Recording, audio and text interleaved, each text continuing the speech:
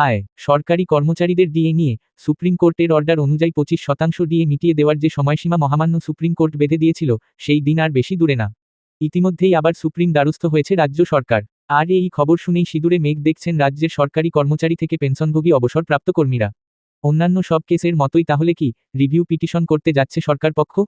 তাহলে কি আমরা ডিএ পাবো না? তো এই বিষয়ে বলে রাখি, এখন পর্যন্ত পাওয়া খবর অনুযায়ী সরকারি কর্মীদের মহার্ঘ ভাতা কিভাবে মেটাতে হবে, সেই প্রশ্ন তুলে সুপ্রিম কোর্টের দ্বারস্থ হতে পারে রাজ্য সরকার। বেশ কয়েকটি বিষয়ে দেশের শীর্ষ আদালতের সুস্পষ্ট ব্যাখ্যা জানতে চেয়ে এমএ ফাইল করা হয়েছে।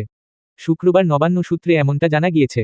নবান্নের ওই সূত্রের মতে, আদালতের নির্দেশের পরে সরকারি কর্মচারীদের বকেয়া মেটানোর প্রস্তুতি শুরু করেছিল রাজ্য সরকার। তা করতে গিয়েই অর্থ দফতরের কর্তারা মনে করছেন, বিশেষ কিছু দিকের সবিস্তার ব্যাখ্যা পাওয়া গেলে আদালতের নির্দেশ পালন করতে সরকারের সুবিধা হবে। তাই মহার্ঘ ভাতা নিয়ে আদালতের নির্দেশের বেশ কিছু বিষয় সম্পর্কে বিস্তারিত জানতে চাওয়া হতে পারে রাজ্যের তরফে।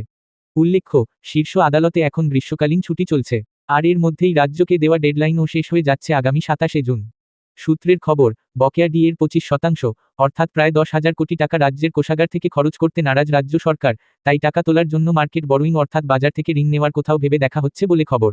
তবে প্রাপ্য টাকা কর্মচারীদের অ্যাকাউন্টে পুরোটাই দিয়ে দেওয়া হবে, নাকি প্রাপ্ত টাকার 80% স্যালারি অ্যাকাউন্টে ও বাকি 20% প্রভিডেন্ট ফান্ডে দেওয়া হবে?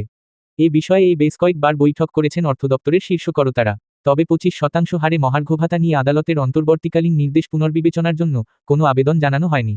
যদিও সরকারি কর্মীদের একাংশ মনে করছেন, এসব শুধুমাত্র রাজ্য সরকারের কৌশল। আসলে সরকার ডিএ দেওয়ার সময় বিলম্বিত করতে চাইছে শুধু। তাহলে কি রথের আগে কর্মচারীরা ডিএর মুখ দেখতে পাবেন? এক্ষেত্রে অভিজ্ঞদের মতামত যে সুপ্রিম কোর্টে গিয়েও রাজ্য বিশেষ সুবিধা করতে পারবে না। এমনকি ডিএ মেটানোর অর্ডার না মানলে মূল পিটিশনেই খারিজ করে দিতে পারে বলে অনেক আইনজীবীর মন্তব্য। যদি রাজ্য সরকার ডিএ দিতে আগ্রহী হয় তাহলে এই সপ্তাহের মধ্যেই নোটিফিকেশন জারি হয়ে যাবে বলে খবর। এখন ডেডলাইনের দিকে চেয়ে থাকা ছাড়া কোনো পথ দেখছেন না কর্মচারীরা। ধন্যবাদ। এই ধরনের আপডেট পেতে চ্যানেলটি সাবস্ক্রাইব করুন।